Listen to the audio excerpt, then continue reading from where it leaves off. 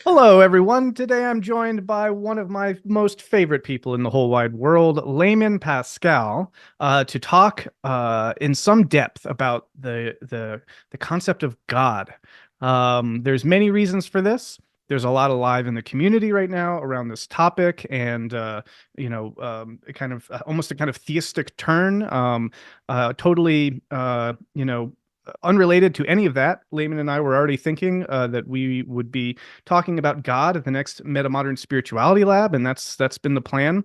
So a lot of this is very timely, and so this was sort of an opportunity to dig into some of this, give people a preview of a little bit of what and how we're going to be approaching this at the Metamodern Spirituality Lab in May, which I'll have more information on in the description and at the end. And yeah, just to dig into some of the questions, the God questions that are popping up in a big, lively way in this space. So anyway, that's basically it. Layman, thank you so much for coming on the podcast again. Great to be here, and I can reassure everyone that we'll be holding back the secret real information for people who attend the lab. Yeah, for an extra price, of course. So please have your credit cards ready. Um, yeah. So another thing to frame this a little bit is I just put out a video last night called, what did I call it? I think I called God as Emergent Potential or something like that. And really, it was me trying to sort of in an extempore stream of consciousness manner tie together a bunch of things using surplus cohesion as a kind of guiding principle of thought for this. And I have found your thoughts around the sort of surplus cohesion model of the sacred to be really important and fascinating, and was trying to just sort of unpack that a little bit in my thinking. So let's maybe just start there for especially for folks who have maybe watched that, or if you want to go check that out and get a sense for what that is, and then pop back into this. Um, from the horse's mouth, so to speak, what is the surplus cohesion model? And then maybe we can get into how much did I butcher it in my attempt to reflect on it. I thought you did a pretty good job. So the integration surplus model is basically a model that makes religion and spirituality into analogs of each other. And spirituality is a process going on inside the subjectivized human organism, whereby it can bring different modalities of sense making, different internal intelligence systems to bear on each other in a certain way as to generate surpluses of coherent meaning making. And those surpluses can build up to a certain degree where the achieved amount of coherence or cohesion or surplus numinous meaningfulness exceeds the field of perception and cognitive chunking of reality. And at that point, it appears to be suffused by an extraordinary additional meaning, which it is, right? And then that in turn can be interpretively lensed in different ways. It can be understood as a version of yourself, an extra meta self, a deeper self. It can be understood as an interesting extra energy or process or dynamic. It can be understood as an other. We have these basic perceptual lenses that we can apply to it. If we perceive it as an other, then we might code that idiosyncratically or culturally as a kind of God encounter or an encounter with a higher spirit or a mediating entity of some kind. When we look at a similar process interpersonally, we're not combining like neurological information systems, we're combining cultural information systems, typologies of human beings, and different basic genres of cultural activity like science and art and politics and ethics and things like that. And when those come together the right way, they generate this numinous surplus, which is experienced as some kind of a spirit operating between people. And the spirit, in the same way, can be lensed in these different modalities. So, lensing it as a second person other, as a god of some kind, as a divine spirit moving among the people, is a very common way to do that. And it's a very necessary way to do that for a lot of reasons. And if you don't achieve that kind of excess, then we might say your culture is not fully functioning. It's not really achieving its potential as a cultural field. And you'll see some various problems, wobbles, or insufficiencies in your cultural field if it's not religionizing in that sense. Okay, that's great. And so speak a little bit more about that second person lensing, because I think that that seems like an important aspect of this that there are different modalities or lenses that are possible for interpreting this and relating to it. And this relating to it as an other, as a sort of intersubjective connection with a being or a spirit, is one particular way of relating to it. Why is that a justified approach? I mean, can you say more about how does that concept link to kind of more familiar notions of what we think of as God? Sure. I mean, God is, it gets a little bit tricky in modern conversations, but traditionally it's almost always conceived through the lens of an other, a second person relationship. There are a number of models. The integral model is one of them, in which these basic grammatological options are signify our basic modes of interaction and enaction of the world. And so you could have a first, second, or third person lens. You might add an additional systemic lens or something like that to it. But we can, in Daniel Dennett's words, take the intentional stance, right? We can enter into embodied participatory modes where we treat some configuration of perception and cognition as if it was an intentional other agent with whom we could model or enter into communication of some kind, right? And that is one of our basic options. Sometimes it's not the best option. Sometimes it is the best option, right? It's really good to do that to the cluster of cells that make up Brendan. It's not always useful to do that to a cluster of particles that make up three sticks and an elastic band in a bag, right? So we probe reality through these different possible sense-making Don't rob me of my modalities. illusions, Layman. You just don't understand Charlie. Sorry, I didn't mean to interrupt you. Please go on. That's a no, no. I'm imagining Tom Hanks screaming at that volleyball on that desert island. Well, it's a good question though, I think, and one of the things that's always forefront on my mind is whenever you have learning as a lens through which to appreciate the history of religion and the history of the evolution of the God concept, there's always the sensitivity that some kind of assimilatory projection could be going on when we speak to the other, right? And so whether it is that bag of sticks and whatever else, or there needs to be, it seems, a justified reason for yeah, as you say, kind of employing that particular lens in a particular moment. And can you speak to some of that, especially in the context of sort of a recrudescence of animism at the moment that people are also finding a very meaningful lens? How do you navigate some of those, parse out the differences between all that? Yeah. I mean, I think our safest bet as multidimensional beings is to keep all of the potential lenses in play and see what's working for us in any given moment, right? I don't think we want to 100% ascribe any phenomenon or describe, if that makes any sense, right? There's no phenomenon where you should absolutely 100% rule out the possibility of first, second, or third person options. Likewise, there's no phenomenon that can perfectly justify that. You're always sliding around on some kind of gradient between these things, looking for what works.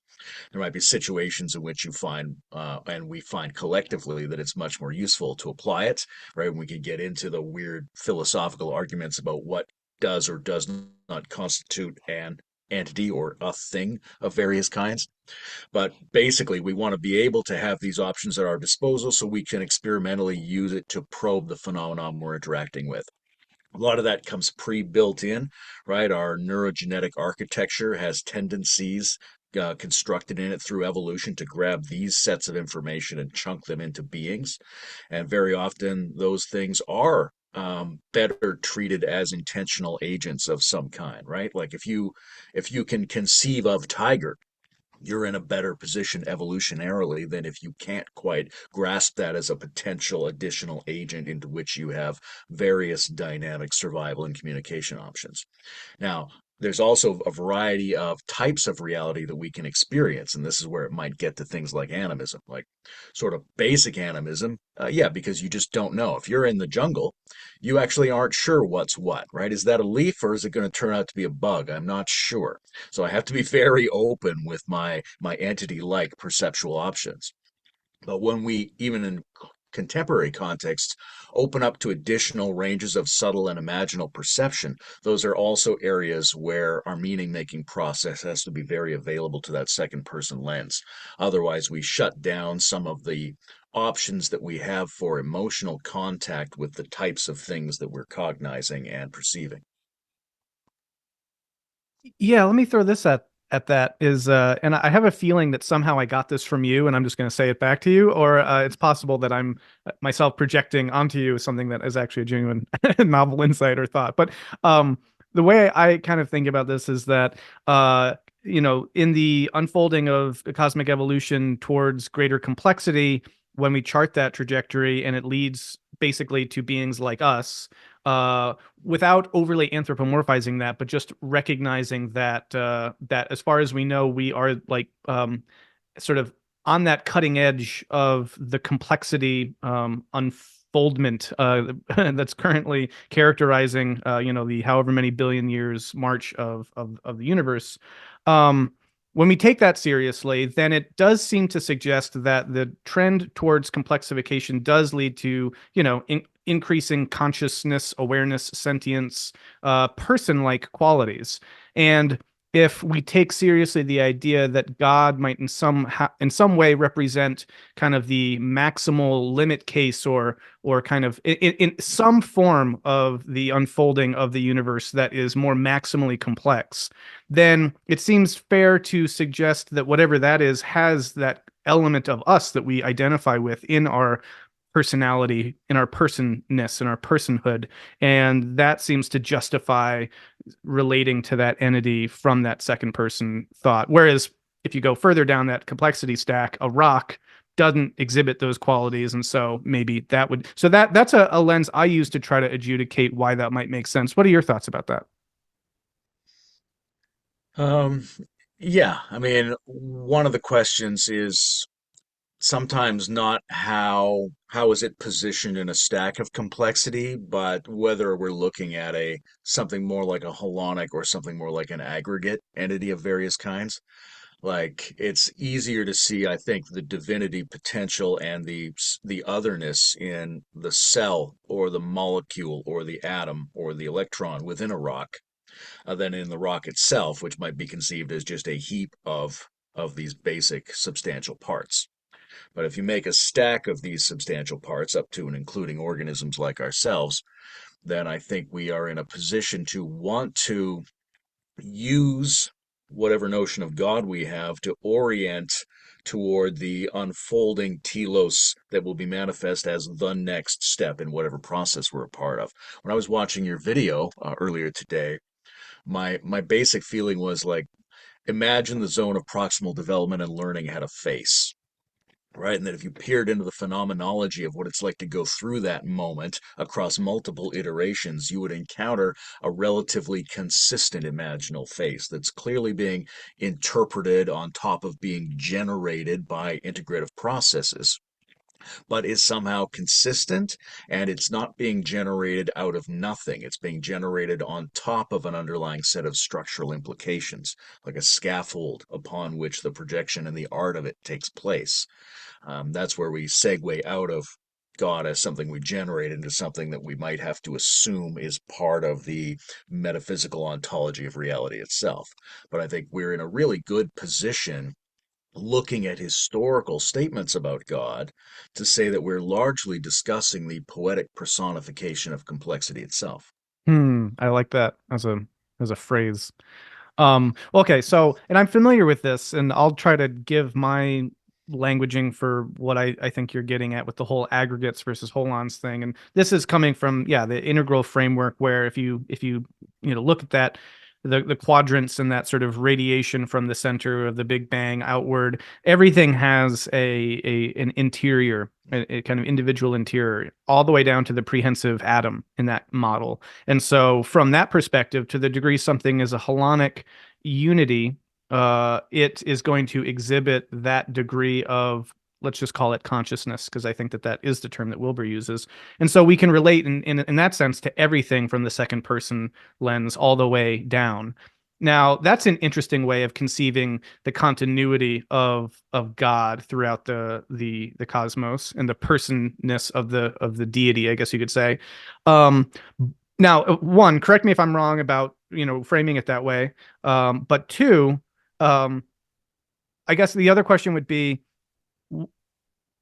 there are other ways of conceiving also this whole process itself as somehow manifesting or being the manifestation of God. And then it wouldn't so much be the relationship to, that continuous second person throughout reality. It's somehow the totality of the process itself. Two questions, answer them however you'd like to.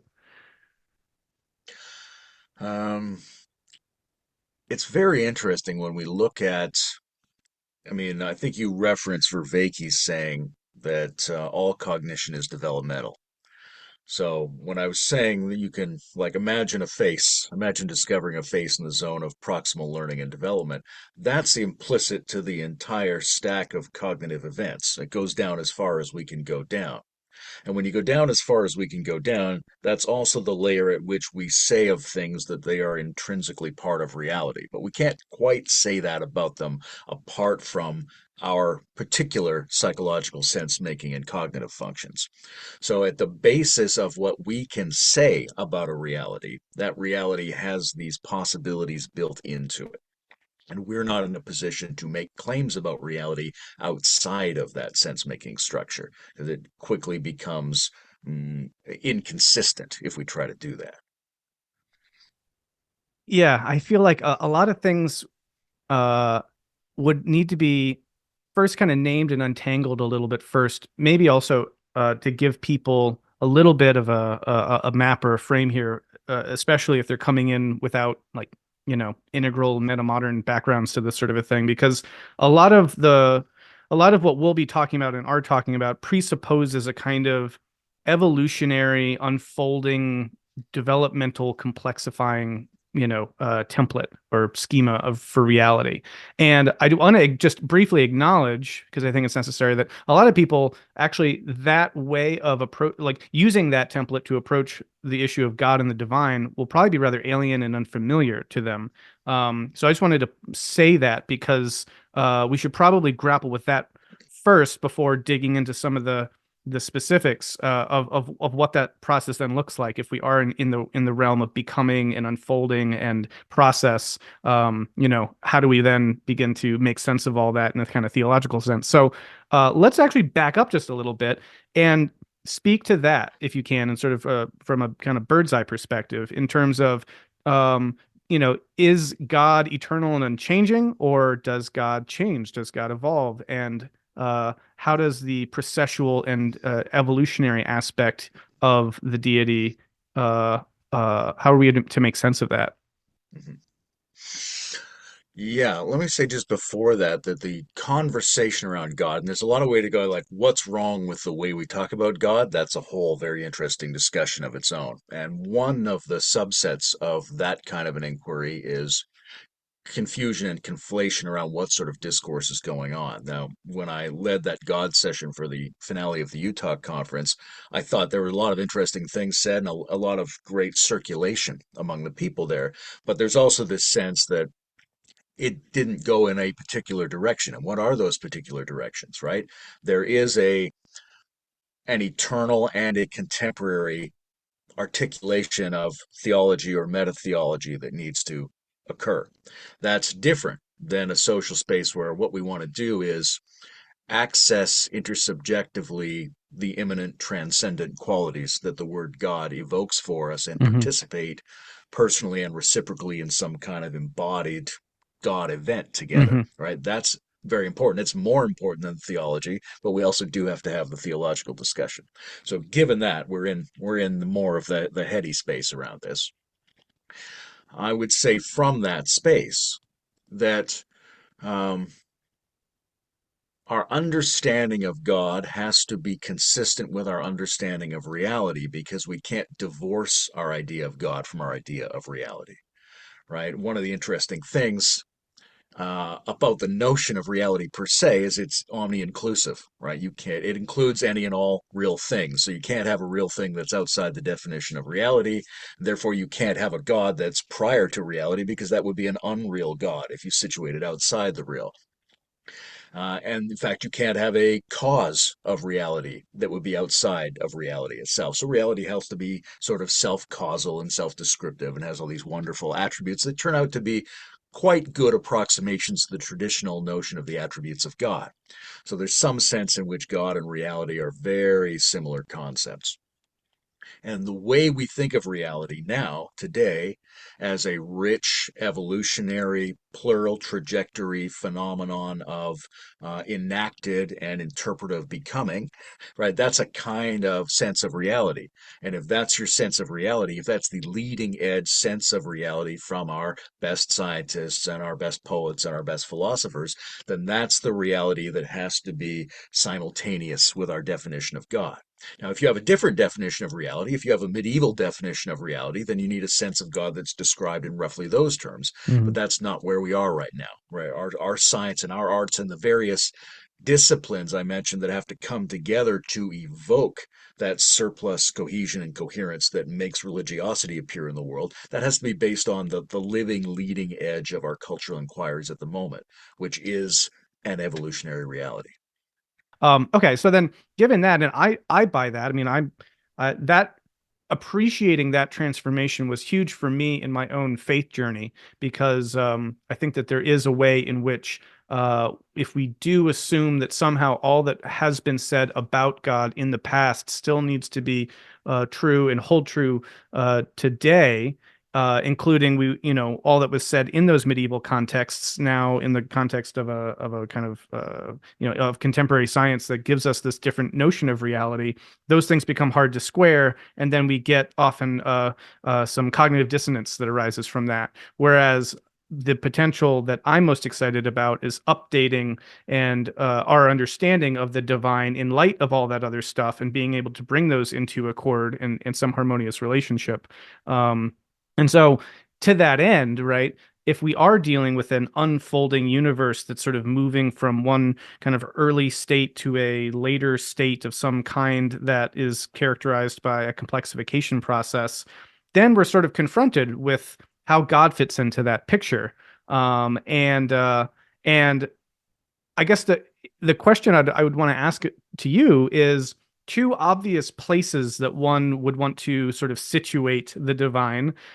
Please, pardon my we're using language here, so this is difficult, right? But like one of the way one two places we would sort of naturally want to look for God in a story like that is at the beginning and at the end, right? And of course, even in the Christian tradition, I'm the Alpha and the Omega, that sort of a thing. And in the Whitehead tradition as well, there's a primordial and a consequent notion of God, these sorts of things. So, question would be, what are your thoughts on how we relate the notion of God to an unfolding evolutionary cosmos that has sort of like alpha, omega, and do these represent different moments of divinity or different kinds of aspects of the divine? What are your thoughts?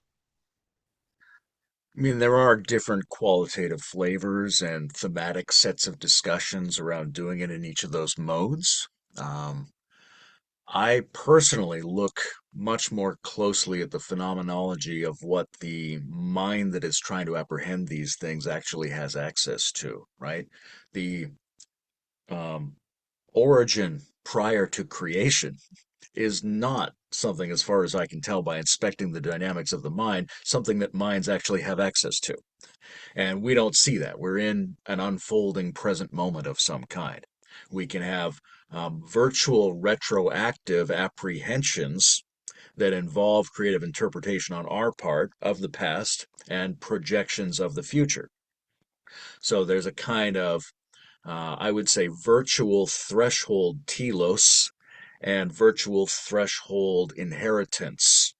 Now, we don't need to and actually can't assertively project those into fundamental prior or terminal positions in the cosmos. We don't need to do that. We simply have access to them as a steering function going forward Mm. and a collecting function coming into us from behind. And this, I think, joint convergent divergent structure is part of how we have to describe God in the third person in terms of um, the necessary role it plays in the infrastructure of a cognized ontology. One way that the question gets inflected, though, I think is in the manner that so many people, when they think about and talk about God, certainly in kind of Western theistic context anyway, is because God is creator. God is creator of the world. Um, how does that idea tie into your conceptions of the divine, and given what you're saying about what we essentially don't have access to? Vervaeke makes this distinction between languages of explaining and languages of training, right? And so there's definitely heuristic value in talking about God as a creator. For a lot of people, that lands with them. It's poetic, it's visceral. They can emotionally grok a sense of what's being discussed, and that can help them orient their own structure to make contact with the rewards of God communion, let's say. However, um, it's also, and one of the reasons it seems easy and natural for us is that it's an ancient artifact of a more simplified way of describing reality, in which the notion of the human agent who creates out of the incoherent background of nature was taken as a primary sense-making tool, right? So we're viewing God through the lens of, oh, a writer wrote a book, a potter made the pot, that kind of early civilization mode that we lived in for a long time. So that's misleading. It's inaccurate in many ways, given our current conception of reality. But it's also still a fairly useful poetic simplification for people to make emotional contact with it. Now, the problem comes when it ends up occupying a weird in between space that has nihilistic qualities to it, right? And this is, I'm always looking at what kind of God could Nietzsche get behind? And one of the things Nietzsche was pointing out was that if we conceive of the highest and greatest value in ways that are inherently unreal, then we do damage to it. We undermine our highest values. And over time, even though we think we're accessing the highest values, they actually diminish and degrade themselves to a point of a nihilistic chasm of some kind.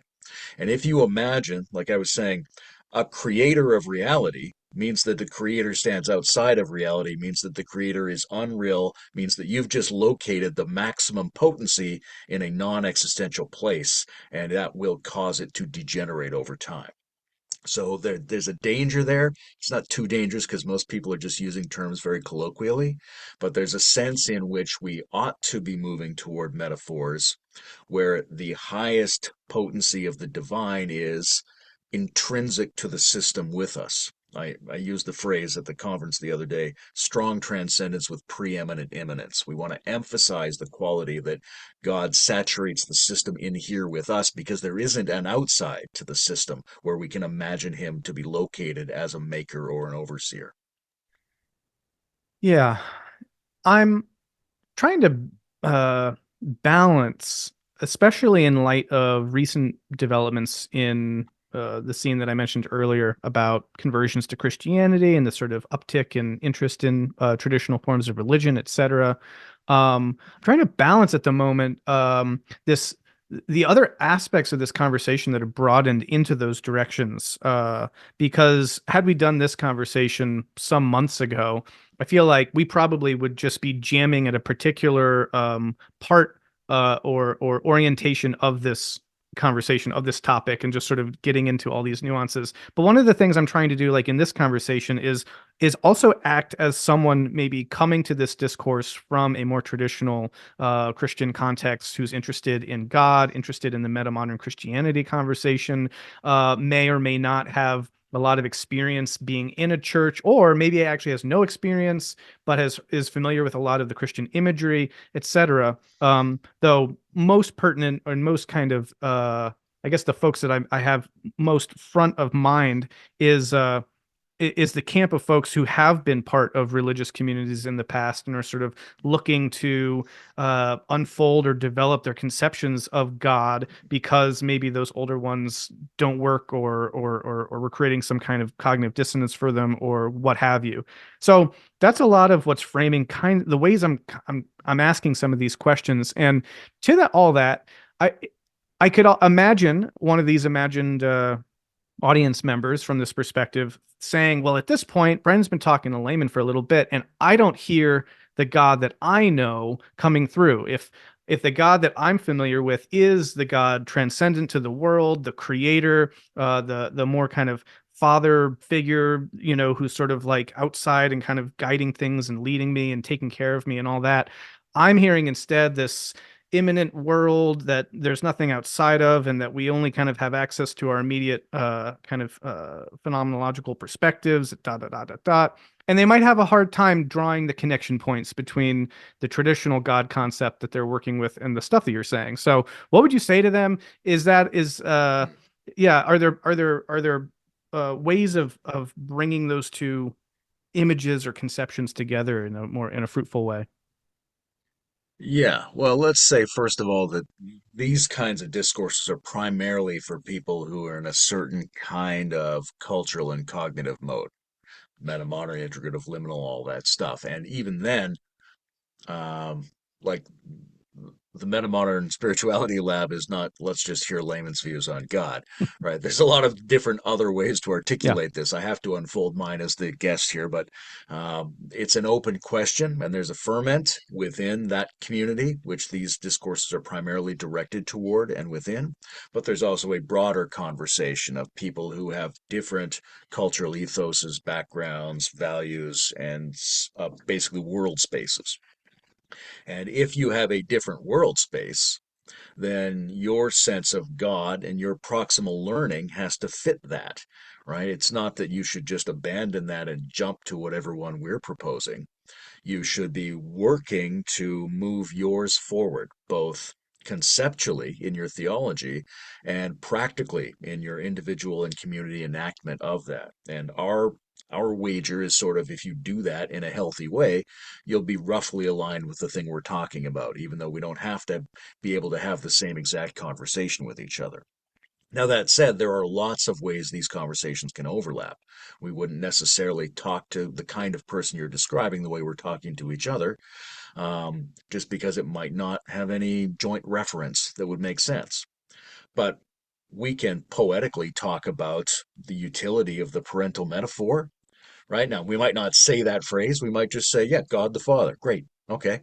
What are you actually doing about that? Because one of the things, and I pointed to this in my article recently, is for human beings, we need to be cultivating meta theologians and meta priests and priestesses, which means essentially workers who can operate cross paradigmatically and between languages and traditions and modalities of cognition and appreciation, and helping all of them to be aligned in ways that are accessing the sacred individually and collectively in ways that are healthy. And if they're doing that, that's the best possible thing. There are ways we can phrase ourselves to make that more viable, and some of us will be better at that kind of flexibility than others will. But there's almost nothing in any tradition's inherited phraseology and symbolism that can't be amplified and underwritten and extended by the kind of conversation we're having here, even though that amplification might not always make sense to the colloquial member of a particular mythic religion. Yeah. And thank you for reminding me about this excellent essay. I'll also link to this. You wrote this great essay on your Substack called What About Bonnie's Dog? A Poetic Journey into the Return of Mythic Religion in Liminal Networks. And there's a lot in there. And I'm sure some of the stuff that we'll touch on might come back to certain things that you bring up in that essay. But it's broadly about, well, maybe I'll let you try to summarize. What would you say that piece is about? What were you trying to do with that, and how does it speak to what we're talking about in the moment in terms of the concept of God and its important in metamodern spaces? Yeah, that article takes up a moment in certain kinds of communities where people who are trying to do inter or trans paradigmatic, trans rational relating and culture generation are noticing a trend towards people returning to mythic religion for various reasons, in particular, because a lot of this is in the Anglosphere, returning to Christianity of various kinds. And what does that mean as a moment in this network, as a moment in the world's unfolding? And how do we approach that in a way that is simultaneously appreciative and critical? What signs do we look toward in order to determine whether, for example, an articulation of Christianity is resonant with a metamodern leading edge, or where it's a regressive fallback towards some kind of pre-modern, pre-rational mentality. Right, so there'd be certain kinds of thresholds we might expect to see crossed. There'd be certain attributes we might look for, and then we might also want to, and this is really important, cultivate some kind of hierophantic caste, for lack of a better word. People who are specializing in helping any and all religions and human beings move forward in this sense, including, for me, what's important is the secular is also a kind of religious framework as well. Mm. And everybody, if they're doing this well, will be increasingly aligned in the production of healthy, sacred, human production of excess coherent meaning, for which many people will reach for a word like God, and rightly so. Yeah. And because you are, in my mind, the kind of emblematic, sort of transparadigmatic alchemical wizard able to speak across different memetic structures in the successful way that you're talking about. It's great to be able to explore these things, but it's also a kind of, this conversation is also kind of both like a case study and also like a meta exploration of the topic simultaneously because of what's unfolding in this space. Because people will be watching this, who maybe saw my conversation with Paul Vanderklay or been, or have been tracking Jordan Hall's conversion, and then they'll be like, oh, all this metamodern language is getting thrown around. Watch this, and then try to sort of, decipher how these things fit together. And so I'm very kind of cognizant of all that. And one of the things that I'm also trying my best to, as a personally orient myself towards, is how I can be of best use in that unfolding conversation and where I fit into this broader conversation, given my background in traditional mythic, kind of Christianity, my biblical studies past, and my involvement in metamodernism and all this sort of relating, and now being part of these conversations that are unfolding in places like this little corner of the internet where people are holding on to, or I should say picking up the term metamodernism and saying, hey, look, this is metamodern Christianity. But, is it? Is sort of like a question, and what does it mean to say that it is? Why would we want to say it is? And so your article kind of explores some of I think, yeah, those parameters for what that means and what that looks like and how all those different elements can be going on simultaneously. And so one of the things I would want to get your take on that's come out of some of those conversations, is this issue of talking about the real, and what is real, what is true, what is fact. I've been having a number of conversations with folks around Christianity where I'm trying to bring back in what I see to be missing in a lot of the conversation, which is the historical, critical, the sort of modern, and the secular angle on Christianity and the God question. And I in many contexts get a lot of pushback from that. It's like, well, you're just trying to do this modernist move of saying that the only real things are historical things, and then there's modes of the real, and because that's the case, we can therefore say, and then they go on to say any number of things with a theological kind of orientation. And so this has become an interesting thing also because of the way that people are finding this language through the voices of folks like Jordan Peterson, Jonathan Pageau, and that whole kind of movement, which has been very influential, and allows people, or gives them the sort of permission to reconnect back in with their scriptures and with their stories in a way that they can feel like these have profound meaning and are real and are true, and so sort of like by sidestepping the history aspect of it all. And so, yeah, I'm not sure if you've been familiar with any of that, if you've been seeing any of that going on, but what would you speak to this issue of these stories? Let's say the Christ story, the gospel story, the Genesis 1, however we want to think about this as like from a theistic concept. How are these real stories, and where does history play into that in different notions of the real? Well, they're definitely real stories. Um, Now, what type of reality do we ascribe to where we think of those verbal signifiers as pointing, that's a very open question. And one of the things I try to touch on in the article is we don't actually have a really good sense of what the traditional concrete operational mythic membership folk communities are like in their healthy form because we only see them subjected to the conditions of several hundred years of modernity, which regenerates them in a perhaps perverse way because it um, teaches them to um, be consumers and factory workers and newspaper readers and to consume things that are unnatural and to move away from the land and to have a different economic model, a different intergenerational transmission of knowledge. And one of the other things it does is impose upon them the notion of the objective fact as one of the senior values, right? That's a really beautiful thing that emerged as part of the Enlightenment and modernity, even though we'd seen it in pockets throughout history, this notion of confirmed knowledge, right? Mentally double confirmed knowledge that we call reason, and the confirmation of a speculation about reality with physical evidence of some kind. So we have this notion of fact. It's been tremendously powerful. And when you get people who are coming up in a traditionalist mode or in an incompletely rational form, which is not a problem necessarily. We might need, say, 100 million, 200 million, several billion. We don't know, right? It might be a completely normal part of the ecosystem to have people like this. But they feel like, many of them have felt like, they need to compete with modernity and science by asserting that their mythic symbolism and the folk tales that they collect into their books and into their communities as the way they do meaning making, that those are objective, cosmological, scientific facts, that it's playing on that battlefield. And we simply don't know what an ancient, relaxed, healthy, abundant community of non-distressed mythic believers looks like.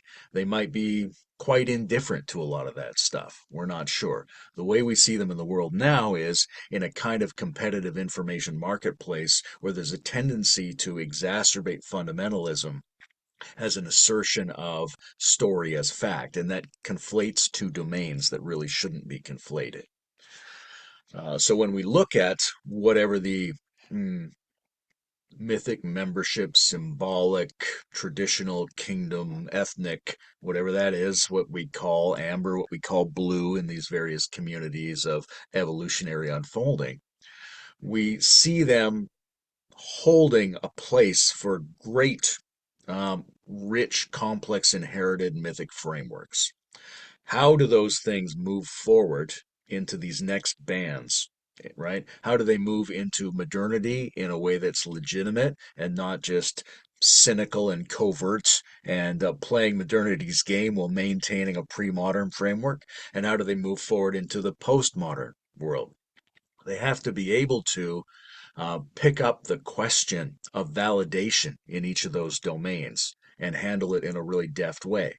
And we have to create circumstances that allow them to do that. But fundamentally, they have to be able to really validate the validation principles of reason and then really validate the open, deconstructed, culturally aware stories, understanding themselves in the moment of their own unfolding as stories thing that goes on in postmodernity. And if they can't really do that cognitively and emotionally, then they haven't really made that progress. And so you're not really getting mythicism at these new levels. Now, when you have somebody like Jordan Peterson or Jonathan Pajot, who I think are really valuable as um, provocateurs of certain conversations that people feel empowered to explore, um, they speak in a way that can be ambiguous, right? There's a certain anxiety that these conversations might give people permission to backslide into merely a pre-rational version of these things. And that may be happening to some degree, although there's probably a lot of socioeconomic factors that are much bigger drivers than a podcaster that they heard.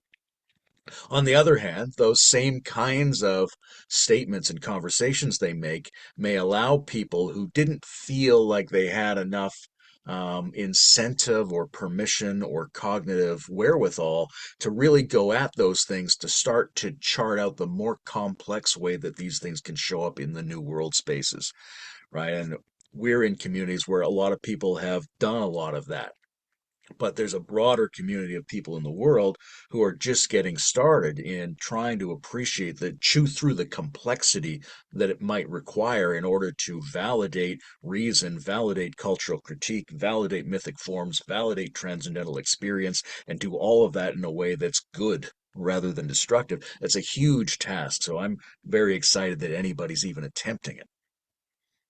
Yeah. Now, a lot of this has been by way of drawing certain contrasts that, again, may or may not exist in terms of this contested notion of a metamodern Christianity or metamodern theism of some kind. But what would be your take on a metamodern notion of God? If someone were to say, "Oh, God, yeah, I got a solid metamodern take on God," and they spew for a couple of minutes.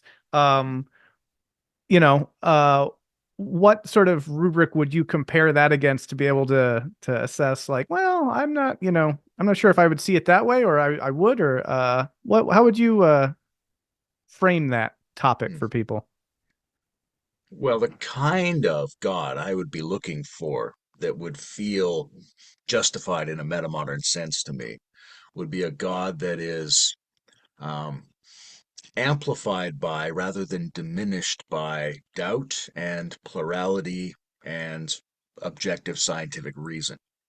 If the notion you're putting forward is strengthened by, according to science, all of the things science has proved, including all of the things it has yet to prove in various other domains, if it understands this necessity for plural interpretations and for critical awareness of values and worldviews, and for the fact that your particular belief is never 100% confirmed as reality, that you're always playing in a relational gradient game against the informational opacity of reality.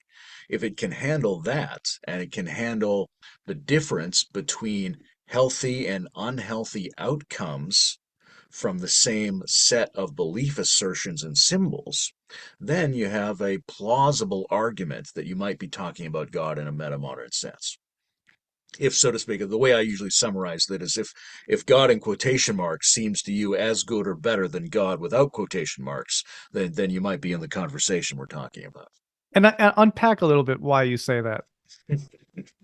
Okay, so there's a notion. I come from this background around this theory of the metaphysics of adjacency that I've worked on, whereby there isn't really any totalization. That totalization is a problematic projection out of a mishandling of the human organism. So there's no such thing as 0 or 100%. So you can't think of God, and it's a little bit perverse to want God to be the 100% totalized factor of reality. Now it can be the maximal factor in reality just fine, but there's always a little bit of wiggle room between whatever you're encountering and whatever you could be encountering. And putting something in quotes acknowledges that it's being perceived by people who are part of a symbolic and linguistic operating system, and that there's other possibilities of perception against which that is being perceived. Now, none of that relativistic, deconstructive, contextualized reality is in any way a diminishment of the existential and ethical normative potencies that we're accessing in religion.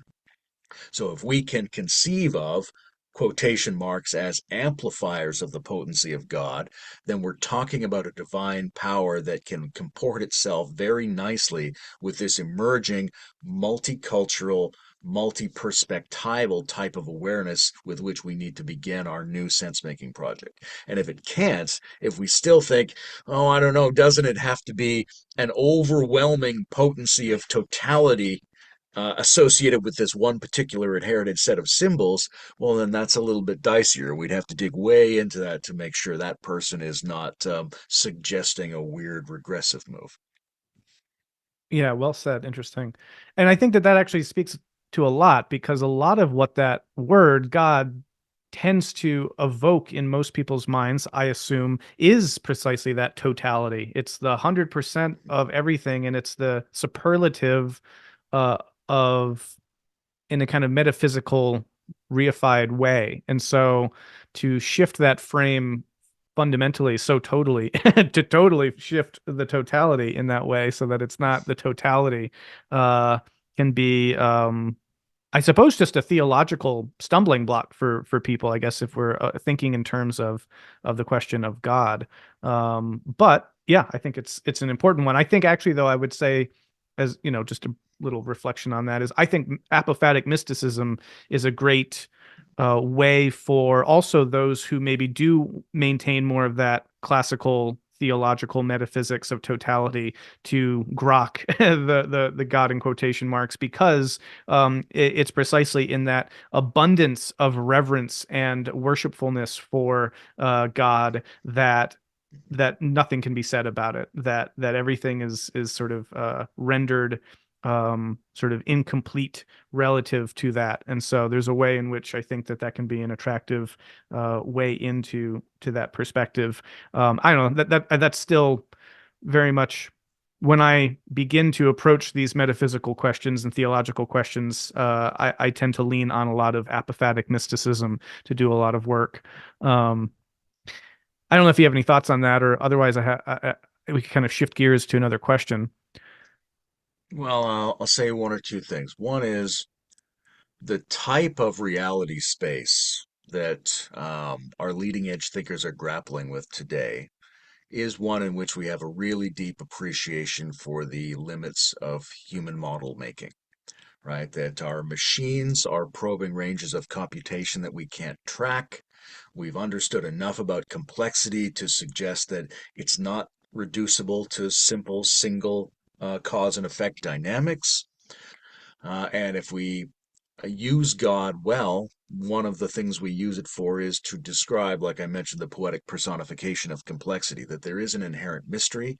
We can be heuristically empowered relative to the mystery we live in, but there's a certain threshold of informational opacity beyond which we cannot see and cannot know. And that is part of a more accurate description of reality, and therefore part of a more accurate way to handle God as well. If God is the empowering quality of our understanding of reality in any given moment or in any given age.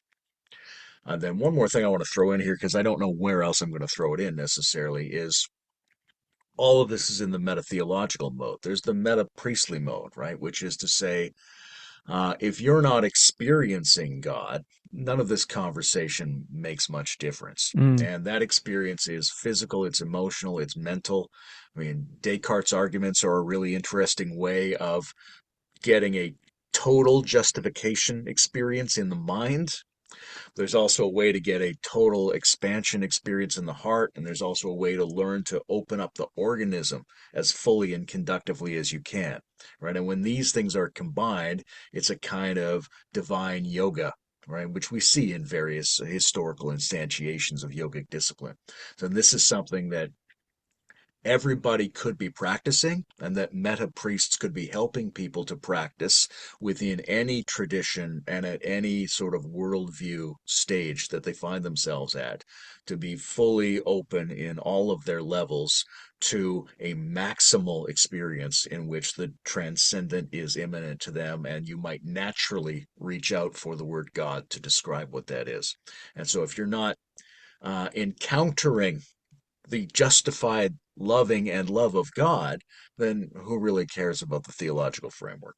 Yeah, no, that's actually a great segue to a question I'd like to ask, which is a question I get asked a lot, which is, hey, okay, even if I'm with you on all this and whatever jargony stuff you're talking about, transcendo, immanent, this and that, even if all that's true, um, how does this connect to life? This is just a bunch of words, and so there's often this uh anywhere from sort of a good faith kind of like okay, but so what, to a kind of maybe veering towards bad faith, like this is all just heady stuff, and that no one actually can live by this isn't the stuff of religion, etc. Those are kinds of common responses that these kinds of conversations engender. So, what do you say to that? Where does the rubber meet the road? Where does this way of thinking and even the mode of thinking itself, where do these things plug back into the lived faith journey for people? Is the big question, and then related to that is also something we can come to after that, which is it is how does this get translated to people in any meaningful way? Does it need to be translated to everyone? Does everyone somehow need to, adopt, this, I don't know, more intellectual version of their God concept, or would that actually be a bad thing? So, yeah. Yeah, first of all, we're not under any obligation to persuade everybody. And the project of instantiating this in the world and those translation things, very interesting, but not the immediate necessity. And certainly, not everyone is interested in or has to have the intellectual discussion of God in this sense, right? But there are important pertinent implications of all this for everybody's lives. First of all, most people are already in some kind of God-related world space or community. And even the people who aren't still kind of are in a lot of ways. And even if you don't use that word, there's something like a cathedral of your reality. There's something like a relationship to the apex signifiers that underwrite the rest of the enacted significance structures that make reality perceivable to you. And being in a good relationship with that is something that requires a certain intellectual, emotional, and physical and cultural disposition. And that's what our religious gardeners have to be helping people to do.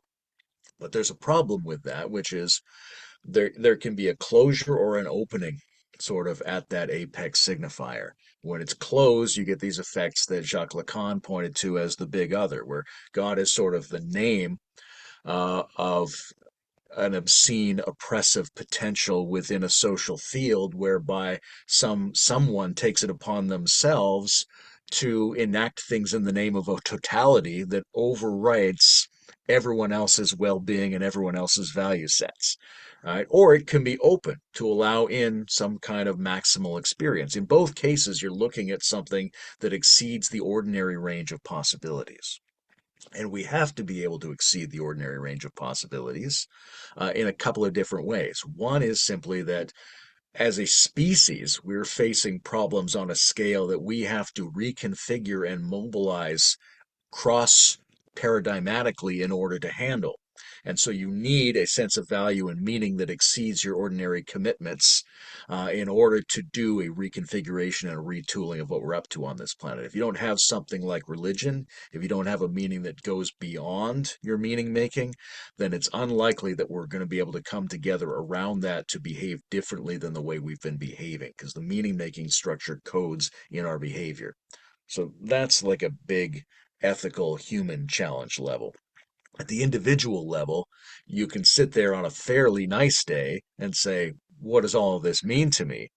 But when your loved one is dying of cancer, suddenly the God question describes what your organism is spontaneously oriented to try to do in order to make sense of that and be a good participant in that. So when it's devastating, when there's suffering, when reality is threatened, but also when reality is challenged in a positive way, right? When that meditation really pays off, when you get a lucky psychedelic experience, right? When you come out of the woods on that mountaintop and you're suddenly overwhelmed by the transcendent beauty of the world to the point where you need to describe the excess meaningfulness that's not justified by any of the contents of what you're perceiving, then your organism automatically reaches for some kind of maximal signifier, right? We have Hmm. God as one of our, in English, maximal signifiers. Every culture, every individual could have their own versions of it, but we should be thinking about ourselves as beings that reach for that under a variety of different conditions of intensity. And if you're not in a condition of intensity right now, fine, but you will be, positively or negatively, at some point. And collectively, we all need to be able to get there in order to reconfigure how we're operating as a civilization. Well said. I mean, so the eclipse just came by. Speak of it like the ice cream truck or something. But the eclipse happened here, and we were in the path of the totality, and that was just one of those literally a mountaintop moment where because I was on the hilltop looking at this and just wow, just awe, But let's say, to use another example, yeah, let's just use maybe one of those meditative examples, and you get a glimpse of pure beingness or something, and you're just like, wow. I can call forth and evoke from my memory those moments of themselves evocations of God to do what you're talking about. More immediately, I also can recall memories as of a couple days ago where it is that urgency, that kind of that very unfortunate, terrible thing is happening and it's out of your control and you don't know what to do about it and you don't really have recourse to anything else. And so the prayerful act enters of like, dear God, please make this happen instead of this other thing, or I just broke my hand. So it's just like, I'm, I am, you're at the whim of the greater totality. And you just want to say, please help with this thing, or what the case may be. So the question is, are those evoking the same thing? And if so, how do we understand that? You know, because sorry, I'm noticing this tendency these days. I'll ask questions and I'll do more talking than I probably should. But there's so much here, and I think to set up the question, I have to just try to give a little bit more context for that. I tend to assume that like living conditions, you'll fall back on the kinds of responses that make sense in those situations, right? Like if you're uh, if you're in a state where your health and your safety is at risk or something, you're really falling back at kind of like the bottom of your complexity stack for what you have at your disposal to handle that with. And this is why we cry and things like that. We're back to being 5 years old again, basically, and we're like, help me, But so that's kind of down here. But then also there are these moments of expansion and complexification and awe and opening, and that also calls forth this sense of the totality and the God concept. And so then the question is sort of like what the phenomenon that you just described so well a minute ago, where these things call forth from us in response to our experience, and they gesture to the same concept or notion, this God that we're in relation to in both of these moments. The question then is, how are these the same thing? Are they the same thing? Does that make sense? Mhm. Yeah, and so one aspect of it is, um, I think maybe Wilbur called it this, like regression in the service of development. That when you fall back, if you're trying to understand what's happening, if you're sort of cognizant of falling to a simpler level of your structure, then it's not quite the same old structure that you're falling to. Because when your 5-year-old self comes out, it didn't also have a part that was appreciating that, oh, I'm back to my 5-year-old self. Mm-hmm. That's a new phenomenon that's been added into the process. So that zone of proximal learning in which we might think of the divine as being instantiated as the ever-present form of the leading edge might still be there in that mode. Mm-hmm. But if we're dealing with a stack, another way to think about it is this, that excess is relative to organization at any level of that stack, right? So one thing you can do is access an excessive intensity relative to a simpler level. And then it seems like it's excessive, but it's Hmm. only excessive relative to something smaller. Yeah. And Yeah. when you see sort of social breakdowns, very often people put forward these very totalizing notions of divinity, which might have been really good in a smaller, simpler reality, but look dangerously regressive of what we want is to be building up to the next level of that process. Yeah. And I love that framing. That makes so much sense to me and resonates with me. And it's a way that I can find all those different versions or moments of the God concept's evolution in my own life, because I am in those instances of urgency and intensity, whether positive or negative. And there are deaths and there is suffering and there's also transcendence and ecstasy. And they're all relative moments of surplus cohesion. You could say that we are reaching out towards that thing, and that thing the continuity of that thing is its processual relationship uh, to to that state of existence. And so even though the characteristics will shift, it is fundamentally the same uh, dynamic at play in all of them. And so for me, then that is a way where I can coherently integrate and bring together all these different ways of meaning God, of both basically just magical prayer, like, dear Sky Daddy, please help with this, to dear God, like whatever that was, I am in awe and reverence, and those are somehow deeply entwined. And I guess related to that is this question that I'll ask you. I want to get what you think of this notion that I was trying to express in that video, which is that same sort of developmental complexifying gradient that exists in those different ways that we relate to God that I was just describing, that you were just describing.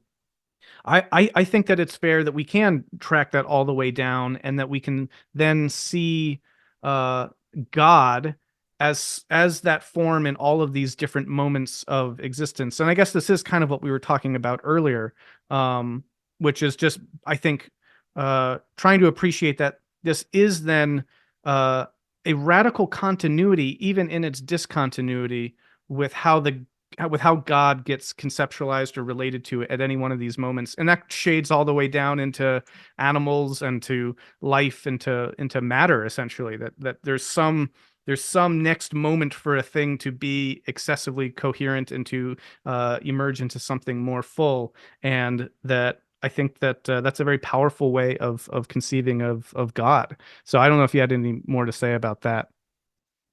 Well, sort of in my personal imaginal cosmos, I really like the Aztec calendar image, the circles of the year, with that face and his tongue sticking out at the center, right?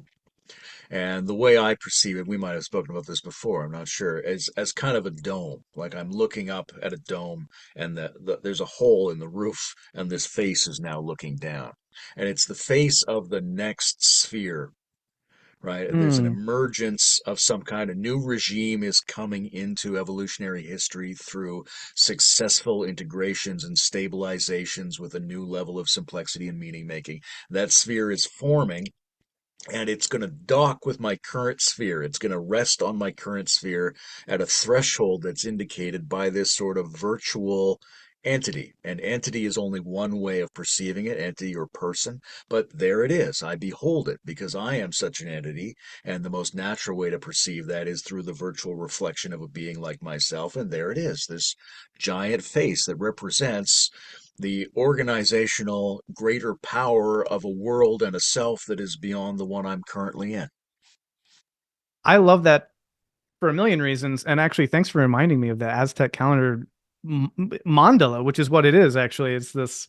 There's that imagery for me is so powerful. I mean, that's essentially the same icon that I, refer to as the kaleidoscopic eye, basically, and the fact and all the language that Jung offered in terms of understanding the mandala and the face as the sort of, sort of symbol of the self, and basically growth and all of that. And then also I always go back to Dante, but that is Dante's sort of final vision. He goes into the mandala of the Empyrean, and what he sees is the Christ face, ultimately, before transcending into a realm beyond words. And anyway, I find that a very powerful icon to sort of speak to this. But actually, this would be one way of asking the next question that I wanted to pose to you, which is, does that face have its own perspective? And what I mean by that is something like, a lot of what we're talking about is our relationship to this thing that we're calling God at all these different phases. And earlier we were talking about the limits and the horizons of our knowledge and our perspective, and the dangers of totalizing metaphysics and all that, because we all have perspectives. But I think a lot of what might be felt as a limitation of that whole way of thinking is that so many people, when they talk about God, they mean God as a person that they relate to. If you're going to have that second person relationship, there's got to be an I thou relationship. There's got to be someone on the other end of that, right? They've got to be looking back at you as well. And so, yeah, I guess my question is, what are your thoughts on that? Does God have a conscious phenomenal experience of us? When it comes to the third person meta level ontological description, I think the safest way to say it is that there's a virtual other there, and we don't have to commit ourselves one way or the other, and that this virtual other shows up at each of the levels and at each of the moments of the unfolding of the developmental process. And so the more of those that have been accrued, the more you can start to say what this other's characteristics are in general, what it likes, where it's going, that sort of thing. So we could describe it as a virtual other that has particular not only perspectives, but inclinations, desires, that God has a will. It's not just a general notion of how to talk to the void in the second person. There's something specific going on there.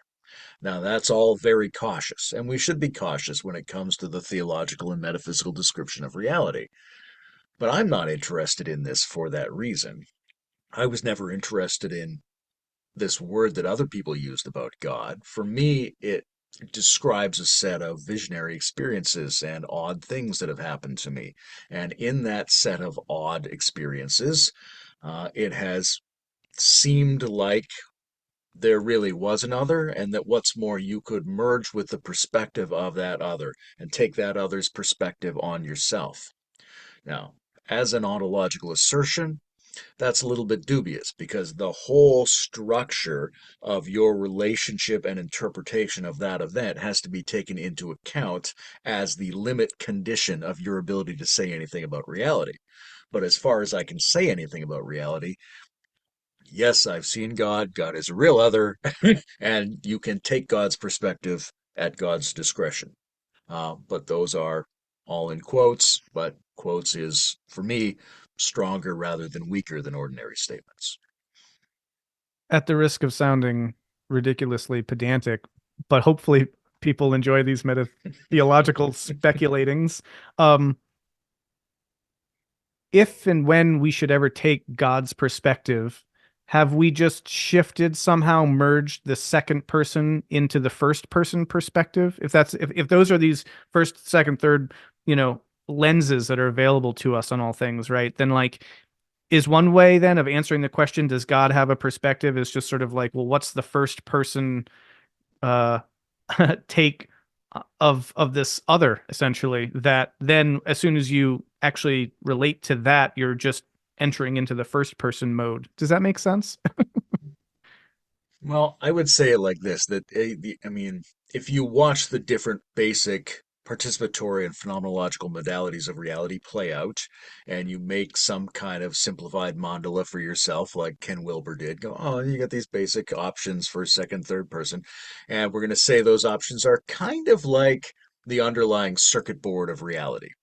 And at every level of emergence, some kind of mixture or interweaving of those things which are co-primordial.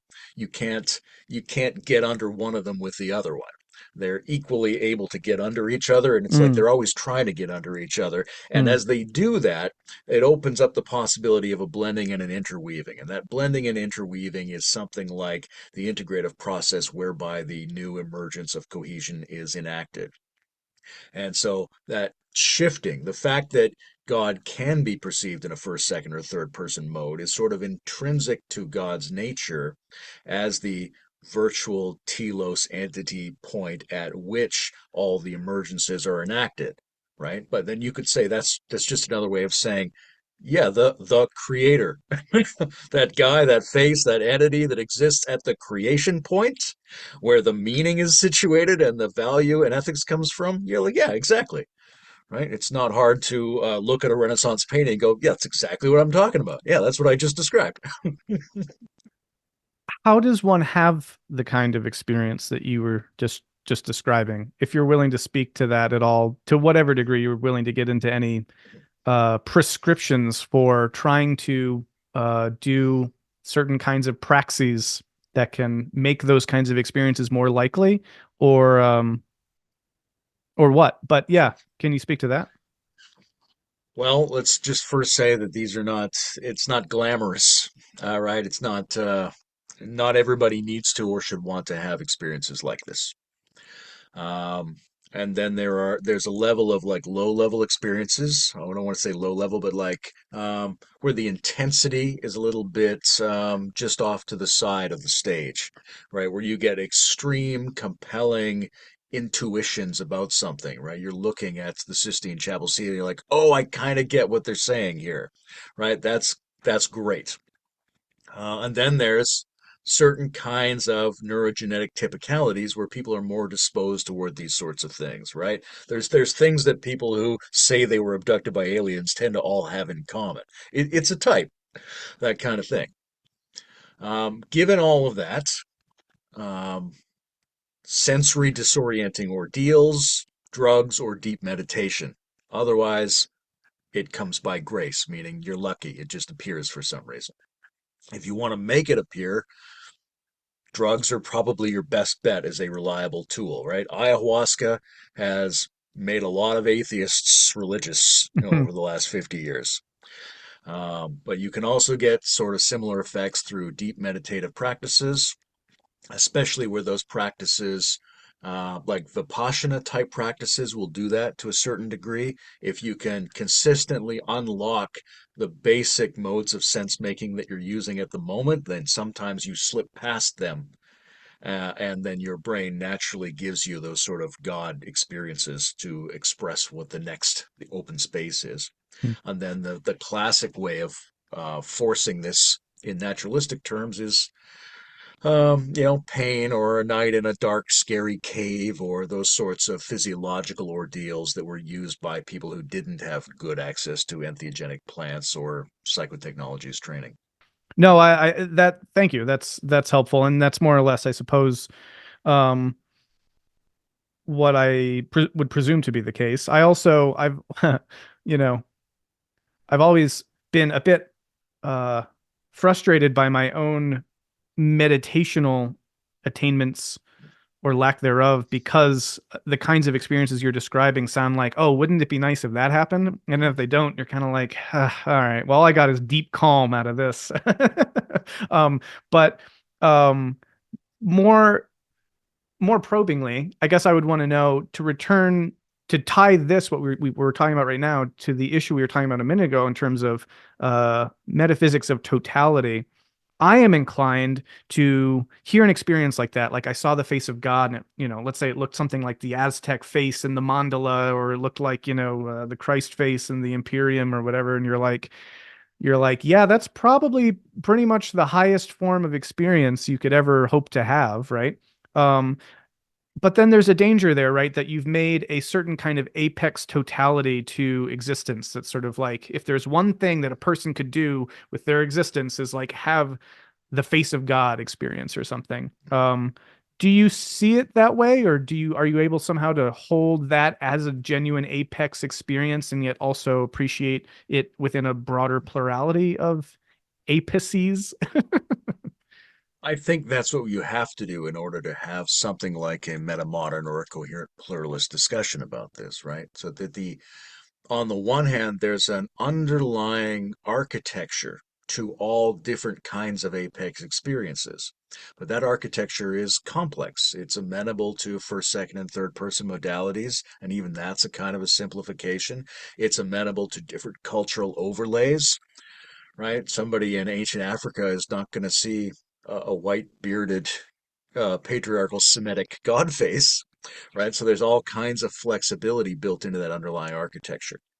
But given that, not everybody, certainly not in the moment of experience, is everybody going to be aware of the underlying architecture. But if you're lucky enough to have several of these experiences in different forms and get a sense of something they have in common that you can abstract out of them, and then can use that to compare to theological conversations and new cognitive science conversations, then you have something that's very useful.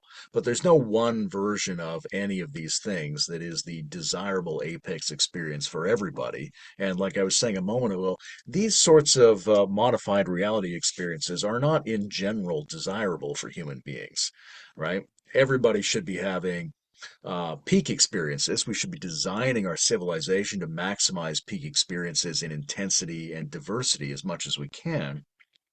But it's certain types of people who we would be calling upon to be more like priests or theologians that are going to specialize in having certain kinds of intellectual or experiential and perceptual encounters of this kind, and using that to help everyone else generally live a meaningful and empowered life of some kind with periodic forays into ordeal or imaginal experience of various kinds. But it's not like there's not one kind of this experience, and it's not desirable that people have encounters of the apex architecture all the time.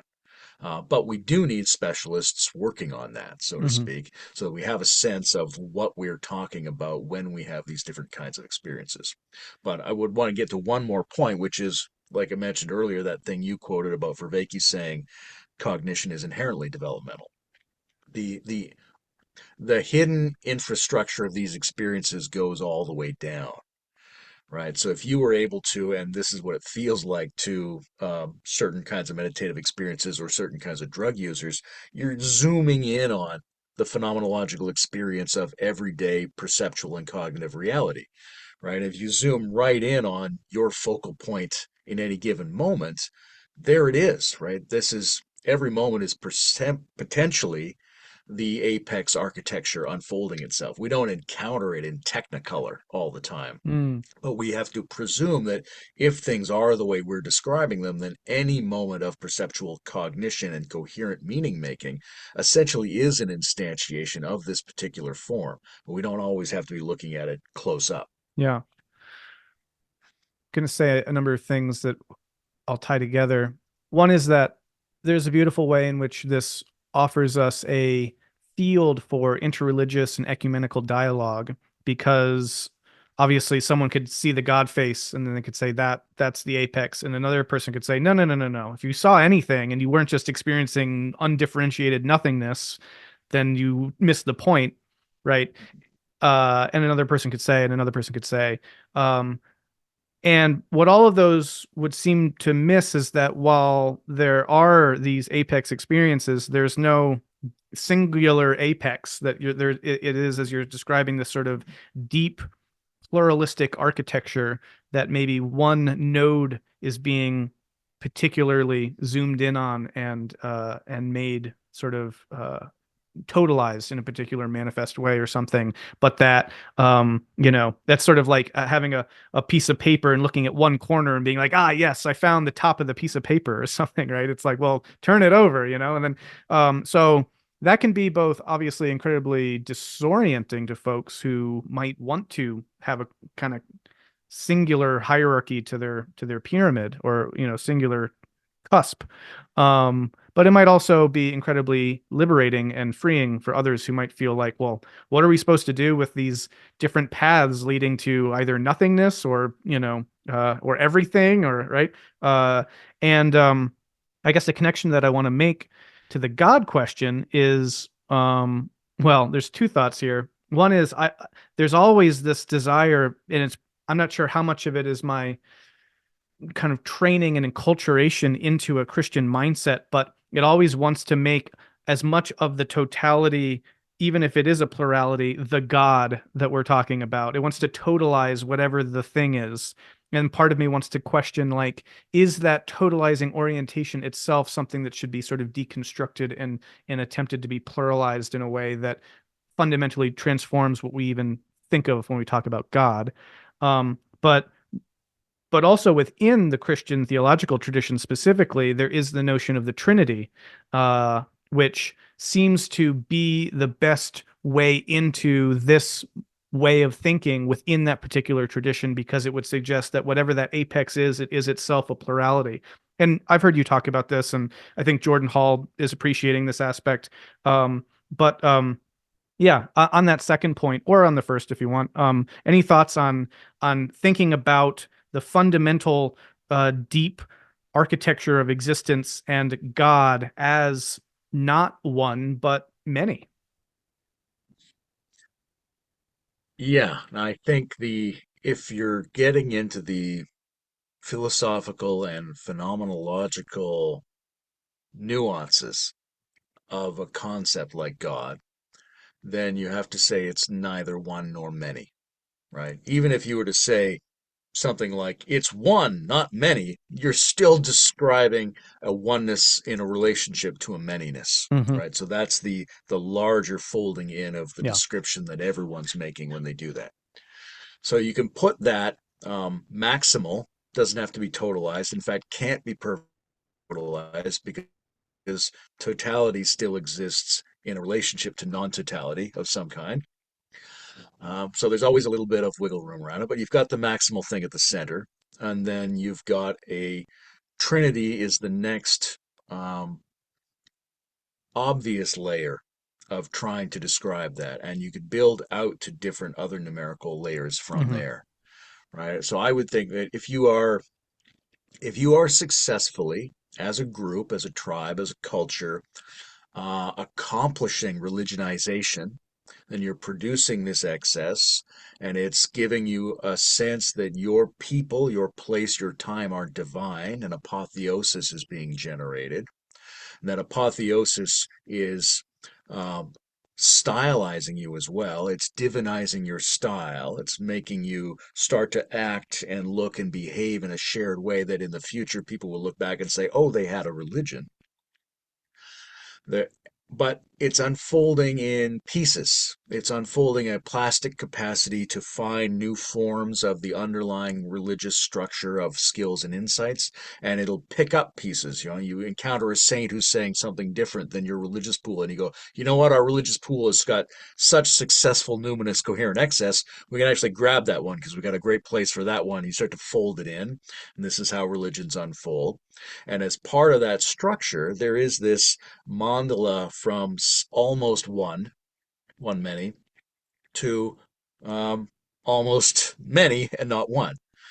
It's on a gradient, but the next most obvious step around that one is the three. And you find that in the Trimurti of the Hindus, you find it in the supernal triad of the Kabbalists, you found it in the Catholic Trinitarian doctrine, right? Anywhere, especially where people are going to put some intellectual time into trying to describe it, they realize there's something in their concept of the God which is dynamic, but they can't describe the dynamic as merely two Mm. because something mediates and transcends and underwrites that two. So you need at least three to describe that interplay, which is very like that first, second, and third person interplay. But there's a lot of different ways to describe um, God at the level of threeness, or Mm. then God at the level of fourness and fiveness, and as far out as you can go. And I think that kind of richness is part of the successful unfolding of a religionizing culture over time. Yeah. You've done work along with Bruce Alderman on what you were calling integral post-metaphysical spirituality.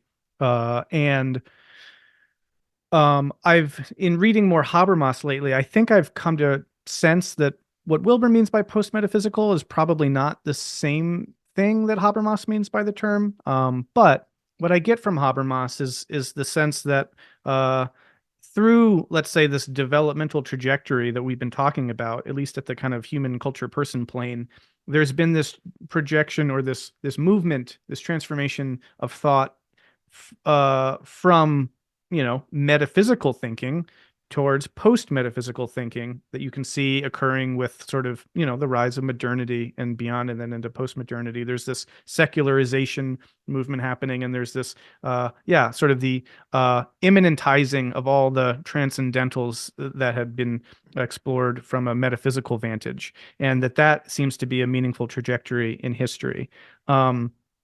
And I guess my question would be, all that we've been talking about is going to land very metaphysically to people, like there's a one, not many that radiates into the threeness. And then, and these all sound profoundly metaphysical. Do you think that they need to be so conceived, or are you of the mind that a sufficiently advanced science would be able to somehow detect or measure or somehow relate to these things in a kind of naturalistic mode if it had the capacity to? Well, I'm of a mind that a sufficiently advanced post metaphysics is a kind of metaphysics. That we're dealing with in metaphysics and post metaphysics as a species of metaphysics that critiques much that has come before, but still has underlying implied assumptions about its sense making. That we're dealing with something in metaphysics that has to be taken as the ground of the natural sciences, not as waiting for proof from the natural sciences, because natural and science and proof and reality and ground, all of that is a set of metaphysical assumptions that have to be wrestled with in their own domain. Right, we have to clarify and purify and move that stuff ahead, impose greater validation and critique parameters than our ancestors tended to do. But nonetheless, metaphysics is not waiting upon the natural sciences. If anything, it's kind of the reverse situation. Nonetheless, I'm very optimistic about the potential, given sufficient human interest and civilization holding together, that a lot of things that typically fall outside of the history of technological science for the last few hundred years will come to be included within it. I think there's no reason that we can't make some scientific headway in what we call subtle energies, in what we call the imaginal, in what we call ethics, that these are domains that are amenable to scientific principles, even if the exact way you go about that looks a little bit different than how you determine the weight of a cannonball or something like that, right? But I don't think there's any limitation on it, because I think science names an insight into the process of the verification of knowledge and experience. And insofar as we're talking about things that are forms of knowledge and cognition and experience, they are then amenable to processes that are similar to the scientific process. I think some might rightly feel a sense of consternation that we've talked for some time about God and not yet brought up the issue of love. Is there anything you'd like to say about how these are related? When I was young, I found a profound sense of, well, leveling up or emergent development to my thought when I was able to move from a certain God concept to almost what became a sort of fixation on a line in the one of the epistles of John, which is God is love, ho theos agape estin, and the equivalency of the divine with love, I think is a really fascinating point in theological discourse that somehow is a nexus between the heady and the conceptual and the embodied and the heart. Um, and so it does a lot. Any thoughts on that topic?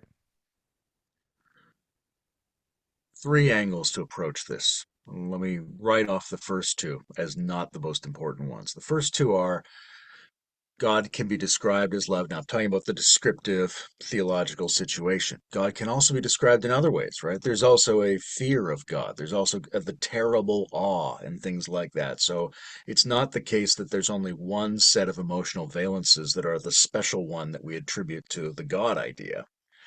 It has to be understood in a much richer sense. And then there's a critique of the nice but also infantilizing stance toward God as the benign parent. Right? Christianity has accomplished a lot of good and a lot of evil by selling people this idea that we are dependent upon the love of the inherently nice, super powerful cosmological agent.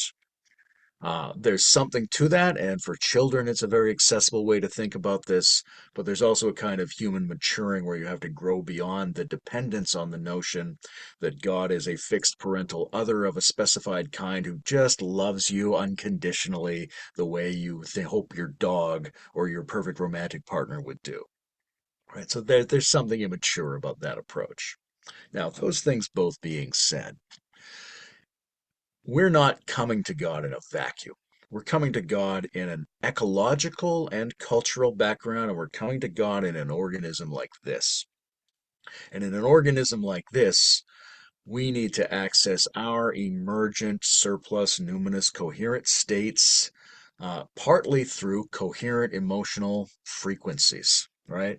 There's certain kinds of emotions, love, gratitude, and awe, positive forms of wonderment, that are instrumental in allowing organisms like this to do the interior move that puts them in their God mode, that puts them in their divine communion opportunity.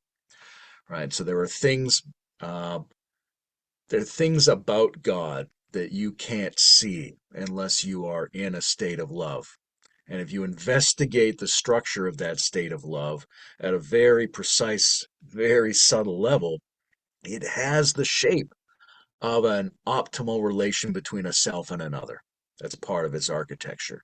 And when you have an optimal relationship between a self and another, like tantric sexual devotional situations and guru situations and just natural falling in love moments between people, sometimes shine forth as divine because they duplicate that architecture. But there's something very similar about the coherent emotional frequencies for organisms like this and that implied architecture of how we relate to the God experience. And I think it's one of those sort of two faces of a coin situation. Maximal intensity of coherent feelings states versus the um, relationship of a self to a maximal other that is also itself. Two ways of describing the same phenomenon. But in order to enact it, you have to enact it with a body mind, which means you have to put the body mind in the physical, intellectual, and emotional situation that accesses its maximal surplus. Right. And so that sounds a lot like, yes, God is love. And I'd like to find that in continuity across the complexity stack, in a way, like, for example, there's this cosmo-erotic humanism notion that tries to frame this in terms of an intimacy, or Wilber's work, of course, talking about eros, which is using language more familiar from our, sociocultural experience, to talk about the coming together, the integration of things, the adding of one and becoming more than one, and all of that goes on across the complexification process as a and viewing that in terms of a love process. Now, I think that can become problematic as it often becomes oversimplified, I think, and then the word tends to lose its meaning and significance when it shades down so far into the level, say, of molecules, that I think using love language becomes problematic. But I think that it is meaningful to see the love experience as having a deep continuity with those kinds of phenomena, and that to me is one way that I imagine also that surplus cohesion is sort of a love experience, because uh, there is the coming together of many, many things to produce more than what has been, and that is experienced with an incredibly positive, meaningful valence as something kind of fundamental. And this topic has transfigured me into a being of light, as people will see looking at me. But I guess that's maybe the last area that I would want to explore, other than asking you, one, for some advice on how to talk about God that you might feel could be meaningful and helpful for people, and two, to throw out any aspects of this topic that you feel like we haven't given sufficient time to, or any new thing you'd like to bring up and explore around the God question. Well, since we're coming to the end, I hesitate to throw open new doors, and hopefully we'll have time at the Metamodern Spirituality Lab to explore a lot of these things, because there are a lot of open questions that we need to face theologically. There are a lot of caveats about how we have this discussion that need to be broached, not just from one person's opinion, but from a community's point of view. And in terms of how we speak about it, that again depends on experimentation. And it depends on gathering with people who you trust to be good interlocutors and peers, and experimentally trying to talk with and about God in ways that are provocative, powerful, authentic, and also challenging, so that we can collectively harness our intelligence and figure out how to do this. And partly that's always going to depend on who you're specifically talking to. Some people are going to hate the God term, other people are going to need the God term. How do we find its equivalents in various languages? How do we use it as an implication, right? I mentioned this in the talk the other day, that there's very complex ways of describing what we mean, but there's also very simple gestural, right? Just like, that one, what I mean when I point up. Yeah, okay, great. We've got it. We don't even need to speak the same language. We kind of get it, right? Demonstrations of God, that sort of thing. So there's a huge palette of potential communication, and how we do that in ways that are authentic to our emerging communities and practical in the world and accurate relative to the reality we're trying to describe is something we have to figure out by joint efforts of articulation and experimentation and critique. Yeah. And I do feel that uh that surplus cohesion and numinous excess when we do gather together for these metamodern events. Is there anything more you'd want to say about what you're looking forward to in those gatherings? I'll obviously, yeah, I think I said I'll put a link to information about that if people are interested. But anything you'd want to say more about that event and how we'll kind of deepen this conversation there? These events are always fantastic. They each have a flavor of their own, and simply the gathering in that place with these kinds of people is itself kind of exquisite and builds something special.